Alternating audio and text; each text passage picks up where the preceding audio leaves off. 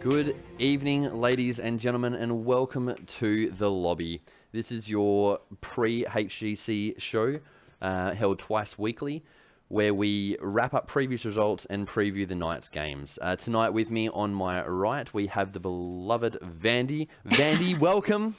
Which way do I have to look? Because everyone's going to meme that I'm just looking straight ahead. Is it this way? No, I'm on your left. All right, so it's this way. Yes. Hello, Easy. Vandy. How are you? I'm wonderful. Thanks, Blaine. Thank you for the invite. I almost narrowly missed it, right? Funny story. Yeah, funny story. We won't talk too much about that one, but it was troubling times for a few moments there. My heart stopped. We got this. But we got it. We're good. We're here. Now, Vandy, before we go on to previewing tonight's games, you came back just recently from a little place called Katowice. Katowice. I had to learn how to say it as well. I was like, everyone, I'm going to Katowice. No. So what is it, Katowice? Katowice, pretty much. Well, as I also kept saying, like, Katowice, I think that's wrong, so... Katowice. I like that. That rolls off the tongue a lot nicer. Katowice. Katowice, exactly. That's why it sounded so much easier. But yes, I did just get back from there, about a week ago now, and that was for the Western Clash. And oh my goodness, it was sensational. It was such an amazing event. Did you have? I mean, obviously you had a good time. We were all watching you live from Australia, and everywhere else in the world, obviously. But how was it casting and analyzing with the big boys? Yeah, I'd say like the big boys. It was pretty much first, it's like a dream come true. It feels very surreal, especially when you meet these faces and say the hotel lobby, you take them out of like the caster desk into normal situation. You're like, hey, these are real people. And that's when it sort of feels a little bit surreal. Then you get to work with them, you get to know them, and then it just becomes like a dream come true. I guess like that little kid and like a fairy tale. But honestly, the knowledge that they have, the experience that they have, like the amount that I was able to, I guess, learn and grow was just amazing in terms of just personal development. I can imagine. I mean, you're up with Dreadnought, Jay Howe, and Gillyweed. Was Yeah, Gillyweed really nice in person? she is. I Oh my see lord. her tweets. I see her casting. She looks like the most loveliest girl. Does it sort of translate? Absolutely. What you see on Twitter is what you get in real life. So she's just the most sweetest person. She's pretty much like the overall mom of HOTS. It doesn't matter where you're from. If you're playing HOTS, she's like, that sort of mom is in like, she'll give you a comforting hug, she'll pick you up if you fall. She just wants to make sure everyone's having a great time. So Uh, she was just amazing to meet. and you would have learnt a lot being able to cast with those guys, wouldn't you? Oh, yeah. Like I said, the knowledge that they bring, Caldor, the personalities as well. I mean, that's also like a challenge you face as a caster. I'm sure everyone who sort of has tried it is that you need to be able to develop, I guess, that chemistry quite quickly in terms Mm. of that you've never casted with them before, but you got to Yeah. learn on the fly. So that was huge in terms of just, yes, I'd done it to like, I guess, a bit of a smaller scale, but it feels like with that pressure on, you're like, all right, I got to adjust, I got to learn. We sort of sorted out. So, in terms of who I gelled with, in terms of casting, I found it very easy to cast with Caldor. Oh, really? And yeah, he was probably, I thought he was going to be the most difficult. But then Jayhao, who I thought was going to be the easiest, actually, I had to adapt to him, I said, a little bit the most, because I guess we think the same way. Mm. When you've got two of the same people, you're like, well, you can't have two Jayhaos and two Vandys. Mm. Like the way we think is very, very similar. So then it's like, all right, he's already covered such a great point. Now I have to quickly think of like another point. I can imagine, and I honestly thought, just from viewing, that you paired very, very well with Dreadnought. Yeah, he I, was amazing. you guys together casting was probably the most phenomenal thing I've ever seen. It was so good to see. Oh, I'm so glad to hear that. He's also just like full of energy. He's full of so much knowledge. So actually, he makes anyone that he's casting with, he makes their job very, very easy. Well, that's good. That's good. I mean, how does it feel now that you're back with your old crew, so to speak? Not that they're new, not that we're being replaced or anything, but with now that you've got Skimmy back, you got to cast with him last night. Yeah. Um, It was so, it's like you miss your long lost friend, right? Skimmy not and I sorry, not always like last night, but yeah, sorry, Tuesday night. Yeah, It's that's the fine. one. We had open, we were there in spirit. Yay, open you. Yeah, it was just really nice being back. That sort of familiarness, like I'm like, oh, A and Z, like don't stop changing. We don't prioritize Abatha. We never see Medivh. Stuff like that feels so like normal for me. So I'm like, oh, phew, these drafts are like make sense to me. Was Not it? saying that anything on the international scale didn't. It's just like that comfort that you start to like know in terms of what you see in Hero League, what you see in the scrims, what you just see. Yeah, well, that's something that I did want to ask about as well, because the meta over there was so much different to what we're used to here. Going from casting all our A and Z meta, for lack of anything else, Yeah. to looking at this international scene, and we saw what Tyrael prioritized very heavily, Tracer, Malfurion, and stuff like that. The Blaze, that kind of meta pick that they're using is stuff that we don't do very often here. How was you mentioned a little bit about it, but what a bit more on the drafting side of things? What did you notice that was out of the ordinary for you?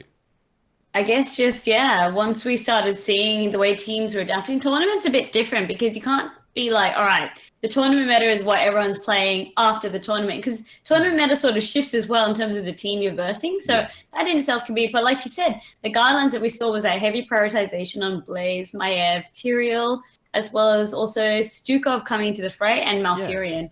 So, I mean, ANZ has picked up a little bit on that. We've always had a couple of players that really prioritize Stukov. I feel like they're celebrating like, yes, it's our time to shine. But yeah. And the bans haven't been too off in terms of what we're seeing there. Where I think ANZ really deviates is that we don't really focus the macro level as much as, say, EU does.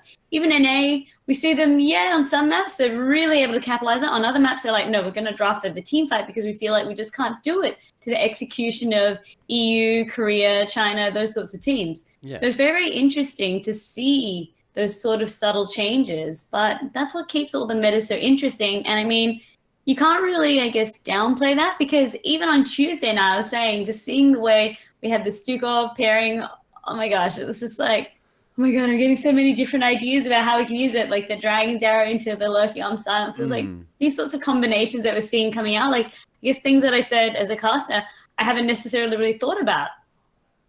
Yeah, well, another big point of interest. Sorry, we're gonna move on from your time in Katowice. Katowice? That's, I think that's pretty good. Let's just call it Katowice. I don't know. That does. That's better than Katowice, all right? So that's way better. Yeah. Well, talking about memeing on the way we say things, how was that May for you? Yeah, the May, yeah.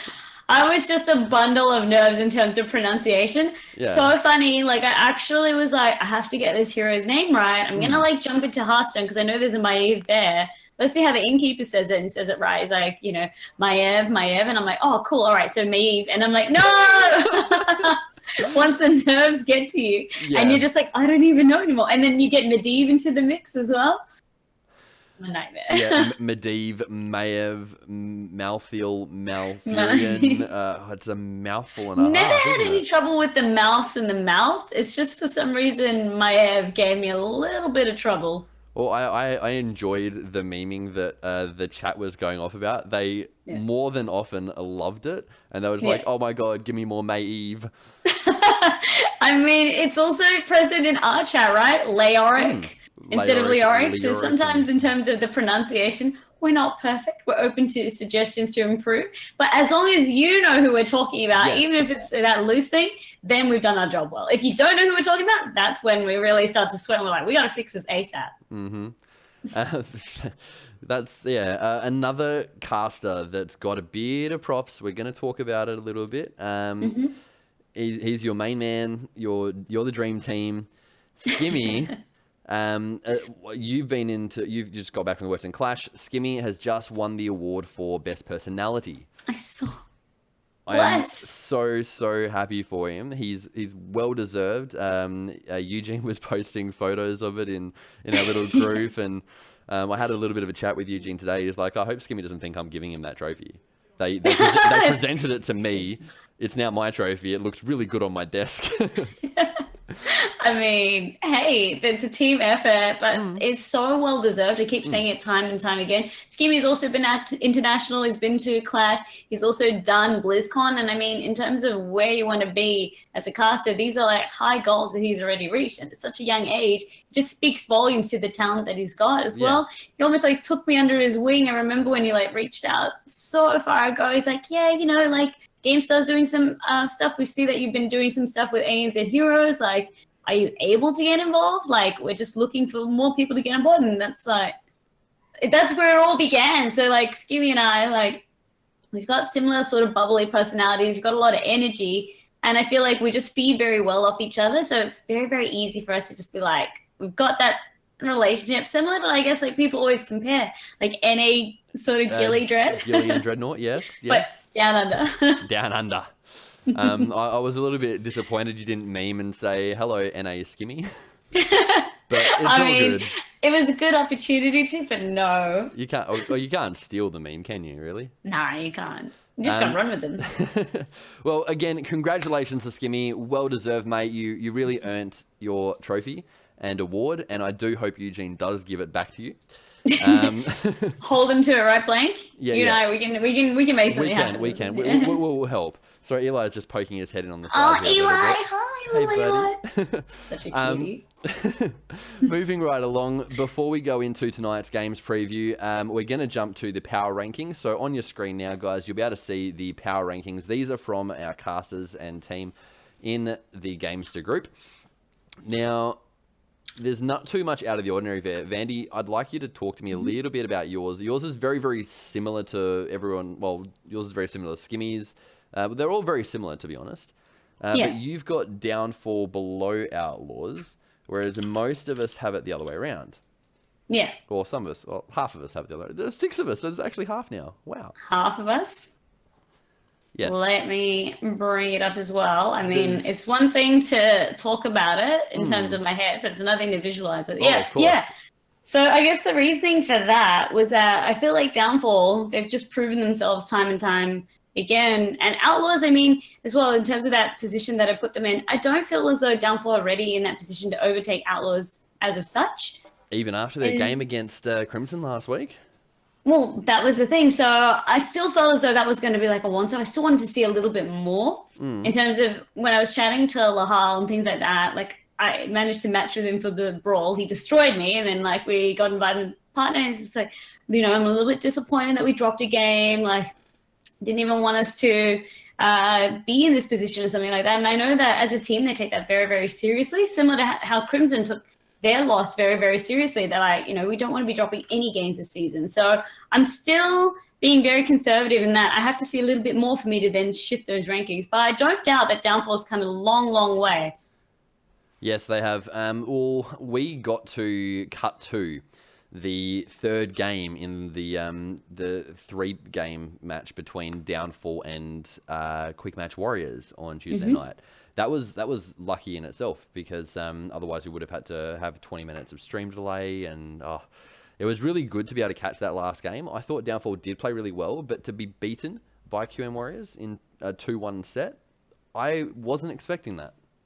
Me neither. I don't think very many people were expecting that. I think there was a great tweet by Panda just like listing which teams were beating teams. It's almost like a circle. So it's like we don't know who's on top because suddenly they get teams on top, lower tier team beats them. Then suddenly that team, another lower tier team beats them. So it's like this vicious cycle. And we're all just sitting here like, what is going on? But to be fair, it's only going to be about halfway through week 2, is it? This Sorry. is week 3, yeah. So we're still early on in the season. We're finishing up with Thursday tonight. This will bring week 3 to a close. And that's still quite early in terms of the competition. I think before that mid-season break that we go on, that's when we start to say, all right, teams have had half a season now.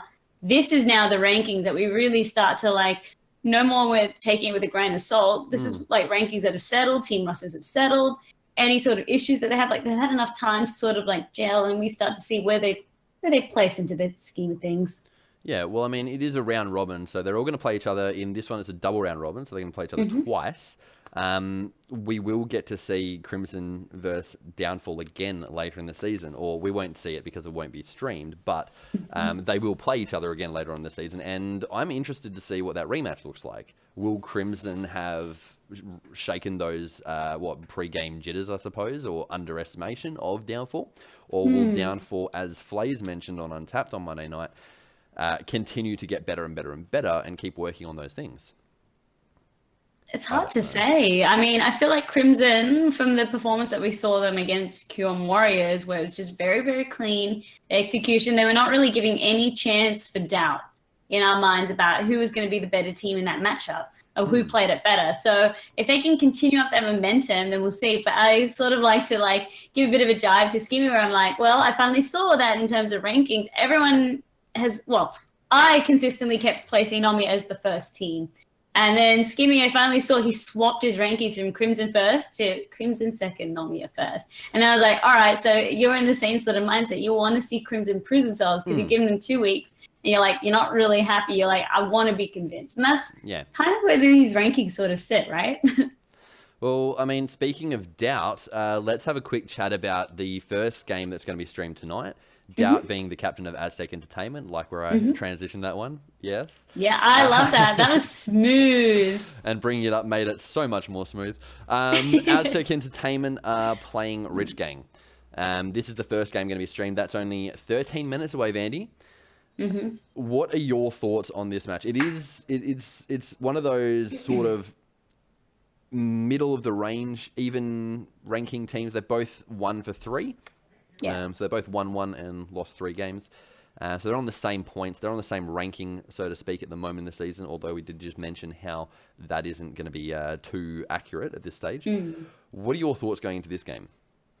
I feel like, as you were just sort of tying off, this is going to be one of those closer games that we've seen in terms of the team's strengths and the way that they're able to work with each other. I mean, we saw with Rich Gang, they had a pretty nice, I guess, preseason time, and then they've been struggling a little bit once Premier Division came in. And a lot of that, I didn't realize at the time, hence why I placed them a little bit low on week 2, was that they won their games, but they didn't count because they had an incorrect or an ineligible sub, essentially. So the games actually were then, swapped over. Yeah, exactly, which is fine. But the performance is still there. So I Mm. feel like Rich Gang, they might have a slight advantage into this, but Aztec played really well in terms of last week, finally netting themselves a win. And we were all like, all right, great. Now the team's finally starting to settle into this new roster.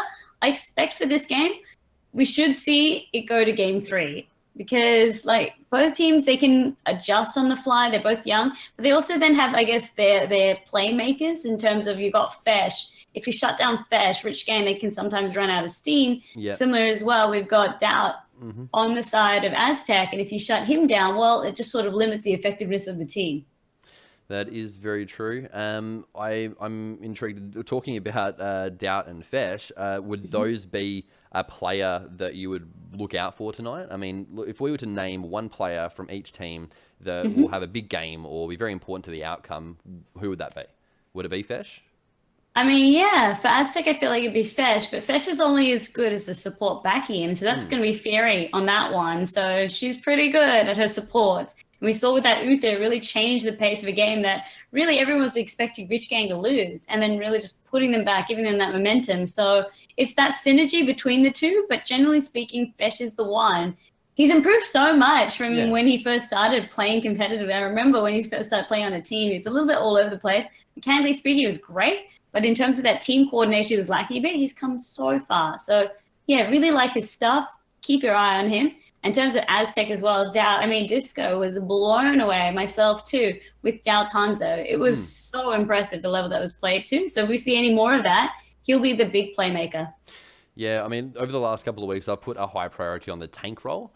I think this week I'm actually switching my focus onto those supports. I think that the supports have been doing a lot of work over the last couple of weeks and really saving their team. Some clutch Stukov plays, as we saw on Tuesday night on the side of Crimson. Hiccup, was it, on that support? For Crimson? Yeah. Yeah, that's Hiccup. Hiccup on Stukov. That was some of the most phenomenal Stukov play I've ever seen. And it was really, really clean. You're right. I'm backing if Fairy can pull her socks up and if Sailor can pick his game up, then they will be the defining factor in these games. That's actually a really nice point that you bring up because I know Sailor, he loves that Stukov. Fits quite nicely into what teams are willing to run. Fairy, I'm not so sure. Never really seen her play a lot of that Stukov. Wondering if maybe there's been some practicing behind the scenes, perhaps. But if Sailor can, we've seen how much of a playmaker that Stukov can be. If he can execute to the degree that I've seen him played in Hero League, that's scary stuff going into this. Sorry, Vandy, just breaking news coming through my invisible earpiece here. Game 1 is no longer going to be Aztec versus Rich Gang, so we're going to stop analysing that altogether, even though we just did. It is going to be Nomia versus Crimson. That is the first game of the night. I know we're running short on time. We've only got 9 minutes. Let's just do this fast. Nomia versus Crimson. These are the That's top going to be a two. cracker. Oh. It's like two titans coming against each other. This is finally what everyone wanted to see. I'm actually kind of glad that for whatever reason the games are being swapped up a little. Not that I wasn't expecting this to be a cracker, but this one as well, it's just in fact of similar quality that we're going to be treated to tonight. Yeah, well, I mean, they are the top two. They're not undefeated. Crimson have dropped a game, obviously, to Downfall. Nomia are they've only played 3 games, so this will be their 4th game. Followed up straight afterwards by Nomia vs Downfall, which we'll have a quick look at after this. But between those two teams, same questions. One player from each team. Who's going to make the difference? It's a bit hard for me. I haven't actually gotten to see many of Nomia's games since I've been back. I've been slowly catching up with the VODs. But all I've really had is just, I guess, chats in terms of how they feel. Fat94, he's always been, I guess, that sort of center point, that piece around leading Nomia. He's, I guess, a critical part, but also Ryu, that expertise and that hard work that he's been willing to put in. You can't really discount many of them. Like Nomia, they work so well because they've known each other for a long time in sort of leading up last year into this. Yeah. Crimson, I mean, you already said the man's name, Hiccup. Yeah. I mean, would you agree with that one, Blake? Yep. I definitely agree with you there. Hiccup, I'm going to stick with my supports. Hiccup's going to be fantastic, and I believe it's Vanilla that's playing support for Nomia. If they have a good night, it's going to be the be all end. I mean, it's a little bit harder coming from the different teams. I mean, we're looking at number 1 and 2 essentially, aside from potentially 7th and 6th, but Big difference. bit of a difference there, yeah. But it's still early in the season. Hey, who knows? Aztec might be number 1. No. I mean, hold you to that one. No, don't. Please don't. Please don't. I'm teasing you. I'm teasing you. But out of the 2 teams, who's going to win? Your prediction Tonight? right now. Yep. With Nomiya versus... It's hard. You need draft to play into this one, but I feel like Nomiya will come out on top. Okay. I haven't seen scrim results. I just feel because Nomiya, they've really, whatever happened with Dark-Sided last year, they're not going to be willing to let that one happen again. I feel like that can just account for so much for player attitude in terms of getting into that one. So I feel like Nomiya. Yeah, I will agree with you there, Nomiya. Aside from not being actively in a tournament pre-season, they did spend a lot of that time boot camping hard, and the results did show. I honestly think Nomiya are just going to be too strong for this one. Good luck to Crimson. I really would love them to take at least a game. Game 3. Game 3. 3 games, yes, please. But I do think that Nomiya are going to take it. Moving straight on into the final game for the night, because there are only 3 games being played this evening. Nomiya versus Downfall. This has been another hyped up kind of game because of Downfall's recent defeat of Crimson last week. Their games on Tuesday night, which we got to stream a little bit of, showed them lose to Quick Match, which we did mention just previously in the show. Are you thinking that this is just going to be a massive blowout and Nomiya are just going to stomp the floor with them? 10-minute game? Or are you feeling there might be a little bit more fight out of Downfall for this one? I mean, I don't feel like any game should be a stomp in terms of once you got sort of the higher seeded teams, but sometimes it can feel like that. We just don't know. The way Nomiya were playing, I think they had a 9-minute game on their first week or something back to back. Yeah, against Outlaws. Yeah.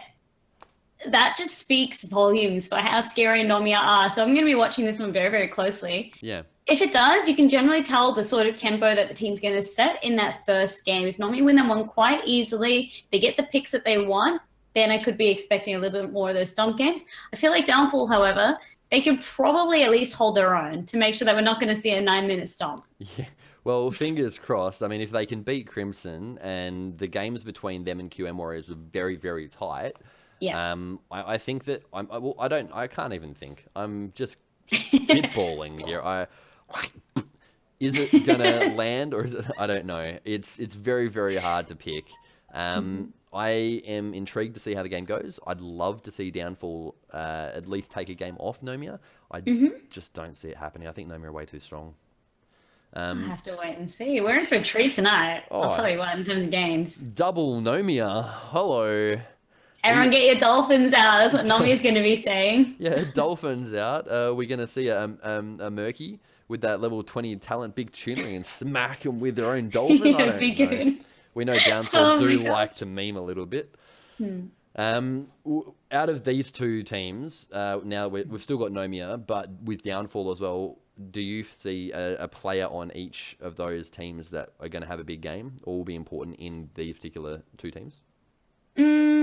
I mean, we sort of said who I guess we got eyes on in for Nomiya. For Downfall, I mean, it's hard to say. I mean, Shrek, he's been such a great support player. I think people were sort of calling us out in chat being like, hey, Shrek's been doing a great job, casters. Why aren't you focusing on him? I'm like, he always does a great job, though. So it makes it even harder for us to just be like, well, Shrek's doing a great job as per usual, you know? Like, it's really hard for me to say. Flay, sometimes he can be like a playmaker. Konya, that one is a little bit harder for me. Downfall, it's just like it can be the most surprising person on their team. Like any person on their team can make plays, and I guess that sort of shows that each of them are quite confident to make these calls. There's not like one clear shot caller, I feel, for that team because they make decisions like all together. It's not like one person being like, all right, we're going to do this, or one person being like, all right, we're going to do this. They all get a bit of that input. Yeah, I mean, you were just saying, I mean, if someone's constantly good, consistently good, it's hard to pick them up. You always pick up if they do something extravagant and out of the ordinary. Yeah. But when it comes to consistency, it's hard to call. It's hard to pick up. Yeah, I mean, it's a great thing to have. And I mean, for that reason as well, if we're going in that support thing, keep your eyes on Shrek. Yeah, I like the support thing still. Shrek, if you can pull this off, if you can keep your team alive, if you can... actually, is it... Whoever can stop fleas from feeding. Hashtag flays feeds. Hashtag fleas feeds. No meme, no toxin in this chat, boys. No toxin. It's just a bit of good fun. Good, clean fun. Always good, clean fun. I think we've only got 2 minutes now before the games go live. We're going to quickly wrap this up. Thank you, Vandy, for coming on the show. Really appreciate having you here. Even if it was a very, very last minute sort of heart attack moment we had. Yeah, we got there at the end. But thank you so much for the invite. Thank you for not giving up hope for the heart attack moment, but we got there in the end, so yay. I had my backup plan. I had your name already on there, so it wasn't changing. I was just gonna find a photo of you and talk to myself for a bit and pretend that I couldn't. Vandy, how's it going? Great, thank you. I'm being fantastic. I wish she was amazing.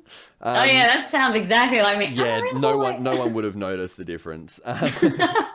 Cringe. Massive shout out to Gamester who are hosting the tournament. Gamester, you are phenomenal. This is their channel, Gamester TV 1, that you are looking at right now. Chris, the producer, is in the back end getting everything ready for the HCC, which is on in only 1 minute, getting that button pushing going. Shout out to Gamester. You can catch their content on YouTube and on Twitch. Don't forget to give them a follow on Twitter and Facebook. We also have to talk about the Calm Before the Clash. Vandy, you're a part of this. Calm Before the Clash is the weekly series of videos, both in English and Spanish, highlighting the results and stories of interest from both ANZ and Copa America leading up to the Intercontinental Clash. It's really good. You host this yourself, actually, so... I don't host it, I just get to do the fun voiceovers. That's always good. That's sort of a host. You get to host. Alright, sorry, it's a host. I host it. You host that show. That's yours. And Carolina as well. She does the Spanish, I believe.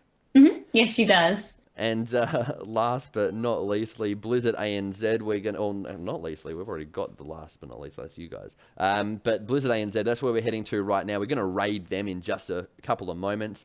But before we do, thank you guys for watching, for tuning in. Thank you, Eli. Thank you guys for watching and tuning in. Without you, we wouldn't be here. And we are going to move right over to the Blizzard ANZ channel now. Thank you very much again, Vandy, for coming. Thanks everyone for watching, and we'll see you in the Nexus.